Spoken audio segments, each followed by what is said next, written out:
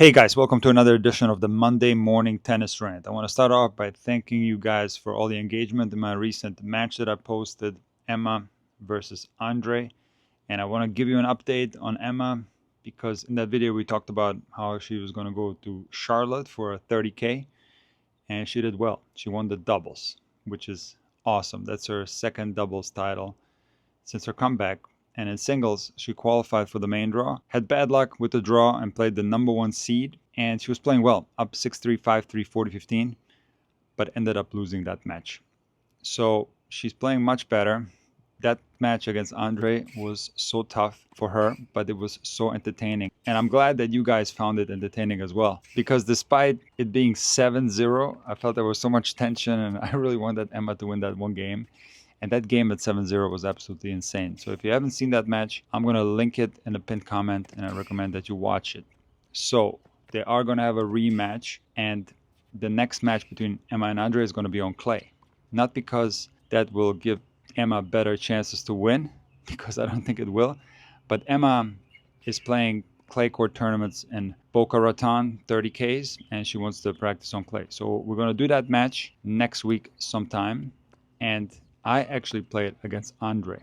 I've been practicing, I've been training, trying to get in shape, and I'm going to post that match prior to the rematch. So I got some good matches coming up on Intuitive Tennis, but let's now talk about the Pro Tour. And my opinion on the Madrid tournament is that it's a tad dragged out, or shall I say, boring.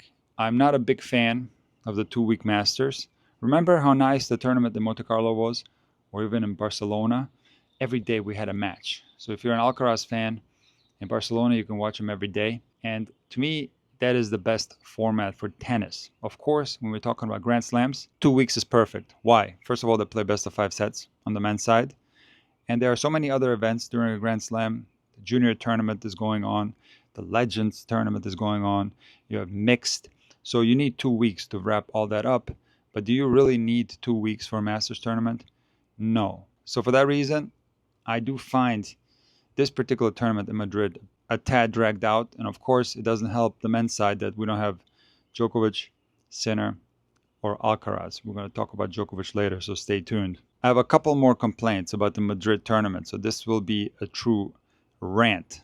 So I'm not a fan of the box stadium because it gives the most awful shadows on the court, and you can barely see the ball. I will say that this is more of a problem on the outside courts and not so much on the stadium court, but I hate when on red clay there's an issue with us fans trying to see the ball. Now, another problem I have with Madrid, and that's not unique to this tournament, the electronic line calling on the clay.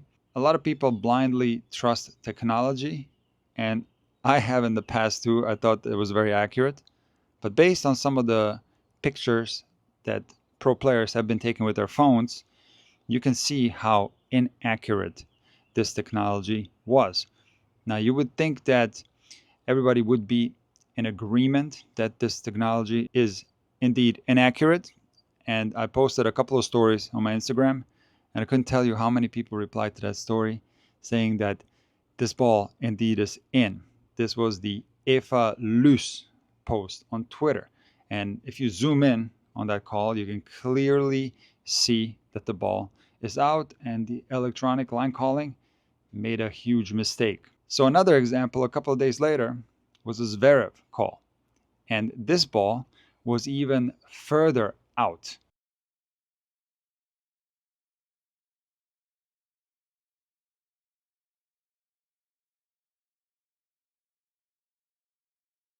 And again, I'm getting story replies how that ball is in.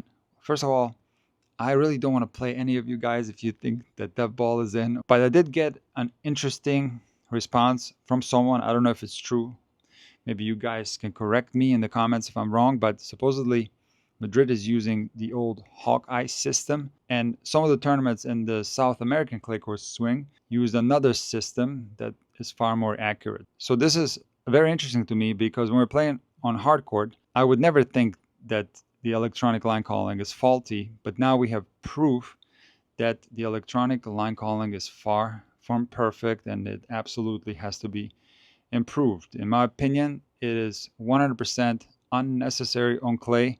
The beautiful thing about clay courts, especially the red ones, you can clearly see the mark. So those are just a couple of complaints that I have. And now let's talk about the main topic of this video, and that's Novak Djokovic. If you read about him and you check the comments sections, you're going to see that, of course, people are congratulating him on a great career, and everybody thinks that it's over, it's done. And I'm not necessarily disagreeing with that. I think Novak is very worried. He lost to Arnaldi in straight sets, and the previous tournament that he played, he lost to Tabilo in straight sets. And prior to that, he had lost in the Miami final to Menchik. So these two losses are absolute head scratchers, and I think even Novak is worried, and he said some interesting things in the press conference, for example, that he's not sure that he will ever return to Madrid. So this is a serious situation. Now I'm going to give you my analysis on why Djokovic is struggling, and I'm having a hard time seeing that Djokovic has declined physically. I just don't see it. So what we associate Father Time kicking our butts in the game of tennis is generally a decline in athleticism. And in my opinion, you cannot reach the semifinals of the Australian Open and beat Alcaraz in the quarterfinals if your athleticism has declined. You can also not reach the finals of the tournament in Miami with a declined level of athleticism.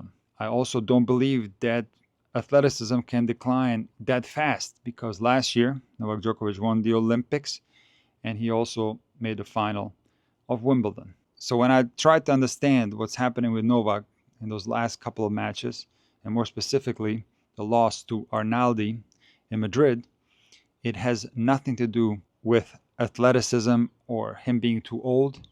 It is 100% a mental problem. And of course, confidence is part of that problem. When you lose a lot of matches, even the coach is going to have some question marks in his head. And he admitted that in the press conference. When he came to the tournament in Madrid, he just wanted to win 2 consecutive matches. That's what he said. So you cannot have confidence if you've been losing a lot. You have to build that confidence. But there's another thing that I really can't put my finger on. And I've talked in the past about Djokovic's struggles, even prior to him winning the Olympics.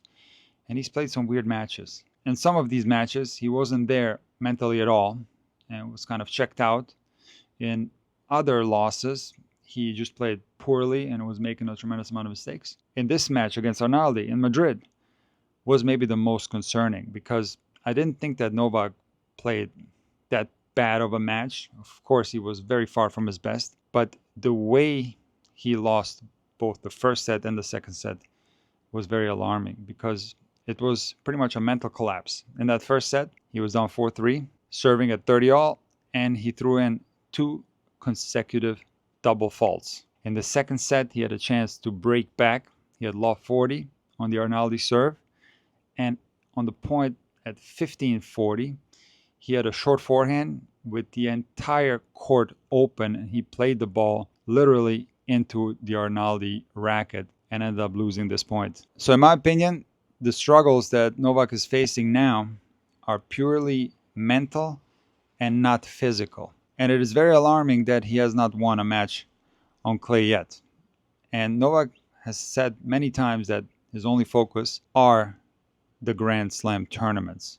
And Novak also said that when he shows up to a tournament that's not a Grand Slam, of course he wants to win that tournament. So it is possible that when Novak shows up at a Grand Slam in his current state, that he turns it up just a tad and finds his best tennis. Because if you look at his Grand Slam results, other than the US Open last year, they were pretty good. For example, semifinals Australia last year, finals of Wimbledon, and this year semifinals of Australia again. So to all the Novak fans, I don't think you should be too concerned yet. It is concerning that he said he might not play Madrid again, but his main focus are the Grand Slams. And when he starts losing early in Grand Slams, so let's say he loses early at the French, he goes out early in Wimbledon, I think then we really have to be concerned. And I do think if that happens, the end is very near for Novak. But the confusing thing for everyone, possibly even for Novak, is that he's still capable of here and there playing incredible tennis very close